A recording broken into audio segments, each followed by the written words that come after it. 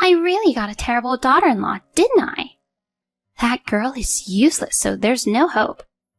When I left work early and entered the house, I could hear my mother-in-law's voice from the living room. I instinctively lowered my breath and listened carefully. I'm getting a huge inheritance, you know. Since I'm receiving it, there's no need to be stingy, right? After all, I'm doing most of the housework, you know. I even ironed that girl's shirts for her.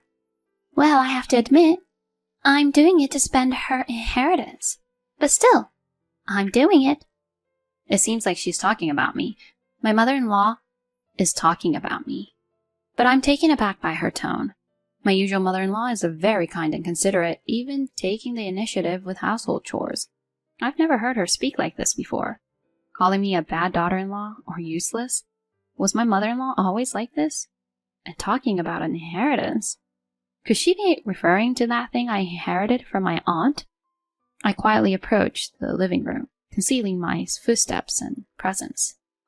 If she didn't have an inheritance, that girl, I wouldn't have accepted her as a daughter-in-law. She's plain and uninteresting. She's the kind of daughter-in-law you can't brag about to the neighbors. It's all for the sake of money, isn't it? Endurance, it's all about endurance. During all this time, my mother-in-law had been constantly making derogatory comments about me. I wonder who she's talking to. I discreetly peeked inside and saw the person she was talking to.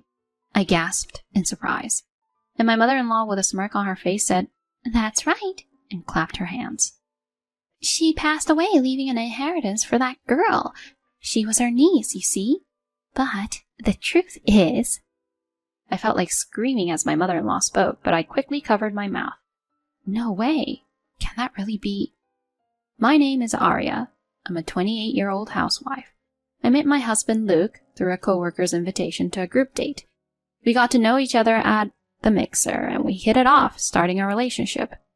I lost my parents in an accident when I was young, and my father's sister, Caroline, raised me. Even though Aunt Caroline had gone through a divorce when she was young, she became a successful businesswoman and raised me with strict yet loving care. She put me through college, and when I received my first paycheck as a working adult, I treated her to a meal as a token of my gratitude. Around that time, Aunt Caroline was diagnosed with cancer. When we found out, it had already spread throughout her body, and there was nothing that could be done. She was given a short time to live. Aunt Caroline probably had a sense of what was coming.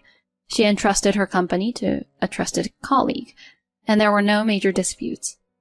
Last year, Aunt Caroline passed away, and many people, including her employees and the company's legal counsel, attended her funeral. Arya, are you okay? Take a break for a bit. Look, thank you. I had lost my only family member and was feeling worn out and down, but the one who encouraged me was my boyfriend at the time, who would later become my husband. He continued to support me, and he has been there for me ever since. Luke is truly kind. I want to spend the rest of my life with him. Afterward, he proposed to me, and I decided to get married. When we went to his house for the marriage proposal, my mother-in-law warmly welcomed me. If you, Arya, are willing to join our family, I would be very happy. She said it with joy and served tea. I had met my mother-in-law a few times before, and she had even visited our home when we were living together. However, I had never discussed my family before. So at this moment, I opened up and told her that both my parents had passed away, and my aunt, who had raised me, had also passed away last year. But my mother-in-law, without making a single unpleasant face, said, "It must have been tough," and she teared up as she comforted me. I felt relieved by her kindness. She was such a caring mother-in-law. So, Arya, my mom has been divorced for a while now. Since I became a working adult, she's been living alone. But last month, she had a fall and injured her leg. And I started worrying about her age. Arya, if it's okay with you, would you be willing to live with my mom after we get married? His proposal gave me a moment of hesitation. I had wanted to enjoy our newlywed life together, just the two of us. I wondered if I could manage living with my in-law. I'll take care of the household chores. Arya, it's okay for you to continue working, all right? I had wanted to keep working, so her offer was appreciated. Besides, my mother-in-law was a very kind and helpful person. I thought we might be able to make it work. With that in mind, I agreed to living together. And so the three of us started living together. Both my husband and I had busy jobs, but my mother-in-law graciously took care of the household tasks. She even prepared dinner for us before we got home, and I couldn't stop feeling grateful. We had been living like this for a while, but recently I started feeling that our place was too cramped. When we discussed our future, the idea of a slightly larger house came up. That's when we began considering moving to a new home. However, every time we discussed house options, my husband and mother-in-law started making demands for more upscale preferences. Thinking about having children in the future, it's better to have more rooms, right? And the living room should be spacious too. In that case, considering Mom's future and to prevent further injuries, wouldn't it be better to have a barrier-free design? If we do that, the house should be reasonably spacious inside as well. I'd also like to have a pantry, and maybe a kitchen with a counter. My mother-in-law and husband were enthusiastically making suggestions about the house. It seemed like the cost might be higher than I had initially thought. We do have some inheritance from my aunt, so we could cover it to some extent, but as I pondered this, my mother-in-law let out a somewhat troubled voice. Recently, there has been an increase in foreigners, and the security isn't great.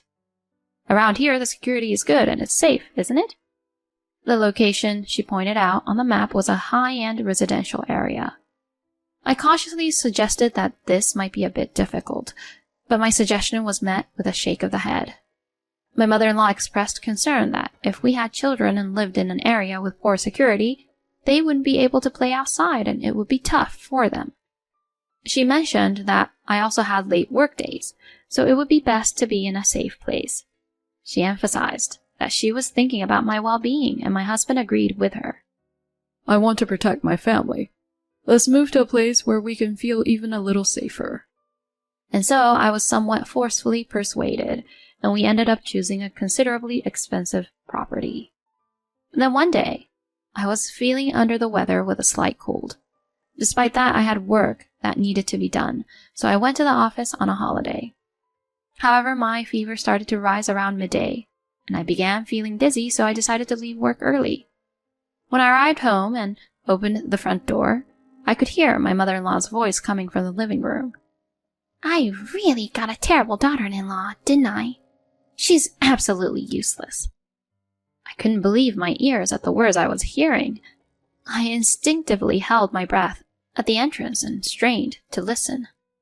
I mean, she's inherited a huge inheritance, so couldn't she be a bit more generous with the new house? There's no need to be so stingy. I do most of the household chores, you know. I even iron that girl's shirts. But even though I say that, I'm enduring it, all for the sake of using that child's inheritance. That girl apparently means me. My mother-in-law was indeed talking about me, but her words left me in shock. My mother-in-law is usually very kind and considerate, and she would even take the lead in doing household chores. This was the first time I had heard her speak in such a tone. Calling me a terrible daughter-in-law or useless? Was this really the same person I knew as my mother-in-law? And the mention of inheritance, was she referring to the inheritance I received from my aunt?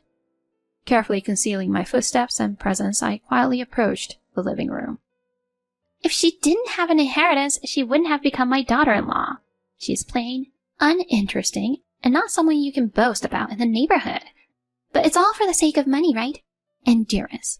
It's all about endurance. During this time, my mother-in-law had been continuously making derogatory remarks about me. I wondered who she was talking to. I discreetly peeked inside and was taken aback when I saw who she was talking to. It was my husband. Don't worry, Mom. Aria's aunt seemed to be quite wealthy, and it won't be long before we buy a house in an upscale neighborhood using the inheritance. Then after a while, we can just kick her out. My husband chuckled. It seemed like the two of them were plotting to manipulate me into using the inheritance. I never expected my husband to entertain such a cruel idea. Then my mother-in-law grinned and gave her approval with a triumphant gesture. She left an inheritance for that child. She was her aunt, but she went by the name Caroline. Actually, she was my classmate. Upon hearing this, I was so surprised that I almost screamed. I quickly covered my mouth with both hands. I couldn't believe that there was a connection between my mother-in-law and my aunt, so it was a shocking revelation. According to my mother-in-law, my aunt was a studious type, while my mother-in-law was considered a prima donna. But Caroline was the class representative and always nagging me.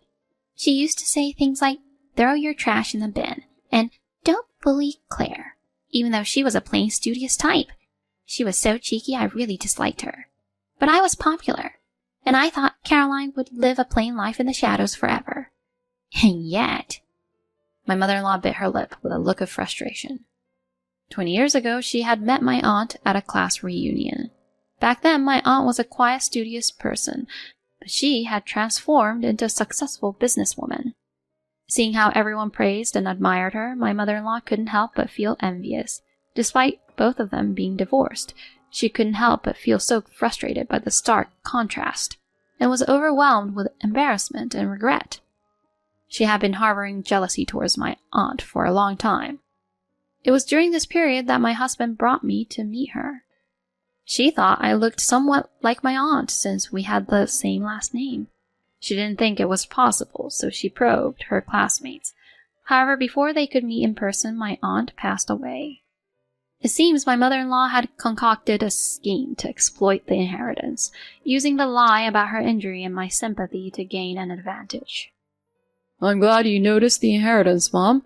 Without it, I might not have married Arya. Right? When you two were living together, there was a time when I went to your room. I secretly checked Arya's bank statement. That's when I saw a substantial amount of inheritance had been deposited. As I watched the two of them laughing together, I was shocked. But gradually a simmering anger welled up within me. So both of them were after my inheritance, huh? All the kindness, the marriage, and even taking care of the household chores. It was all just to use up my inheritance. I can't forgive them anymore. Just you wait. I'll pay you back double. No, I'll pay you back double. The next day I said to them with a smile, I found the perfect place for both of you. I've already paid the down payment.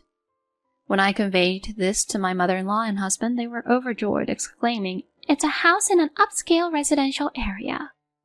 On moving day, I had to go to work in the morning due to job commitments, so I was out only in the morning.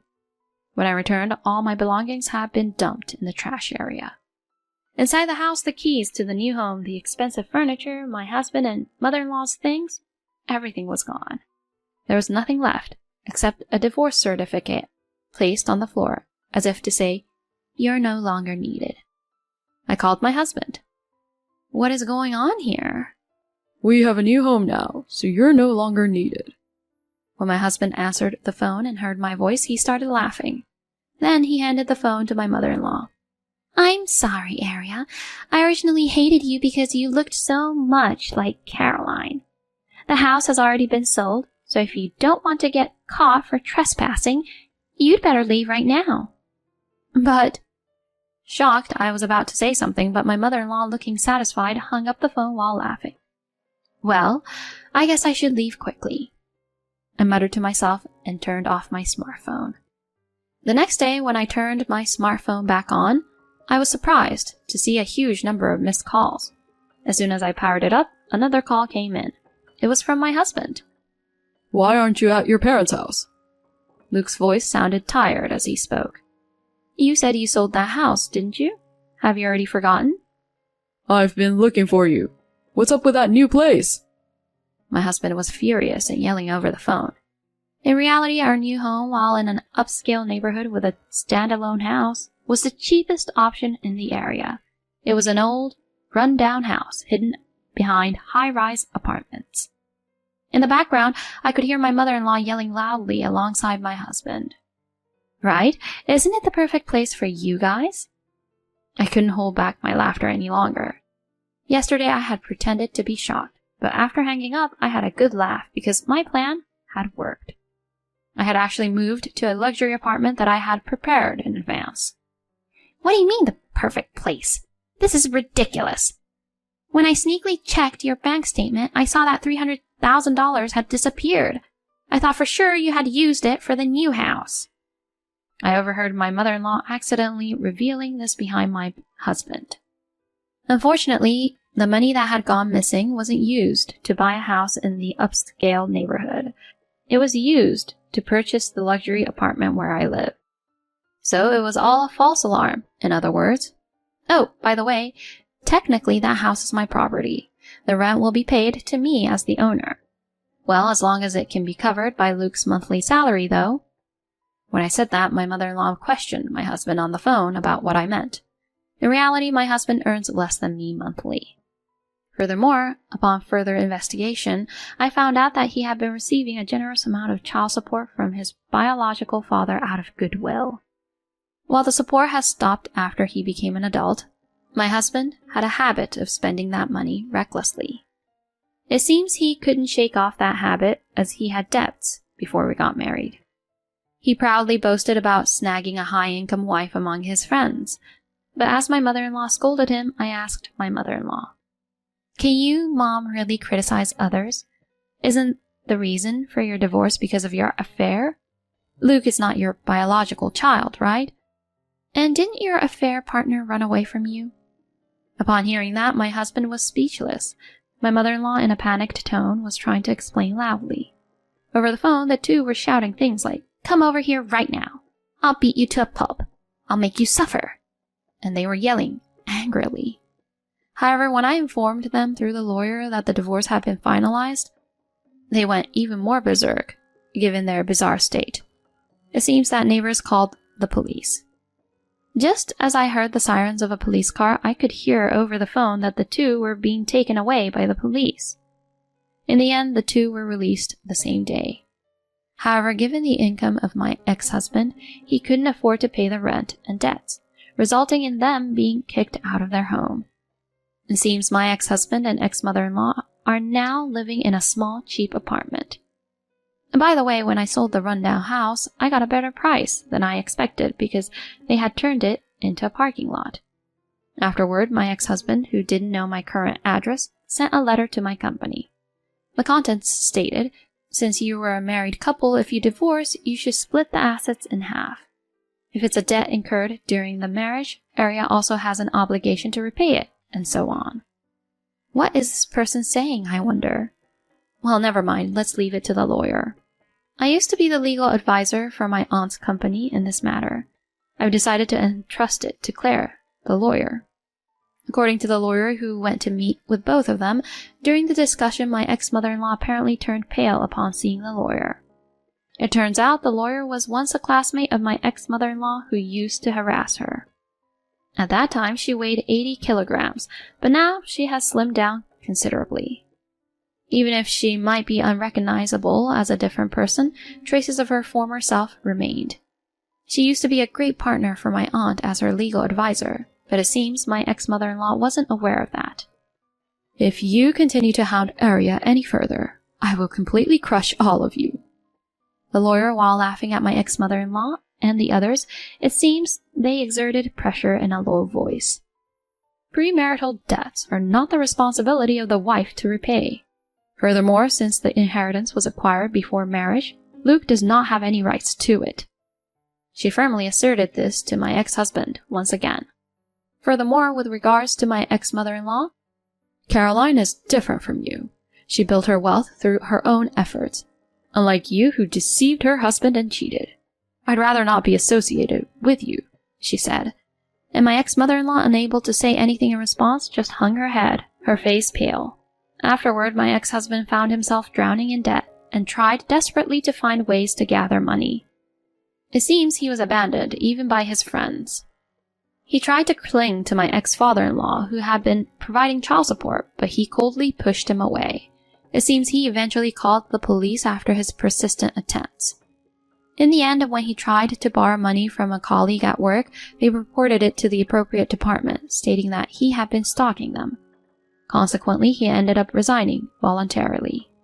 It seems he's now living a modest life with his mother, but they apparently argue every day, sometimes prompting neighbors to call the police. Still, due to a lack of money, living together is the only option. Even after selling the things he had indulged in buying all this time, it seems the debt didn't decrease. The two who couldn't fully let go of the inheritance came barging into my company, but of course, they were escorted away by the police. Afterwards, it was a relief that a lawyer worked to obtain a restraining order against them approaching me. As for me, after selling the land, I became interested in increasing my wealth and actively studied for it. It seems I inherited a sense similar to my aunt's. After obtaining the financial planner qualifications, I also learned a bit about investments. Since transitioning to a job as an FP, work has been enjoyable. I think it might be okay not to get married for a while. You look just like Caroline when you're working happily. Really? That makes me very happy if it's true. I've never had much self-confidence, but thanks to Caroline's encouragement, I was able to change. I've always been grateful for that. Claire's face as she spoke showed full confidence. She had worked hard to pave her own way, and in turn, become someone who could inspire confidence in others. I aspire to become someone like my aunt someday.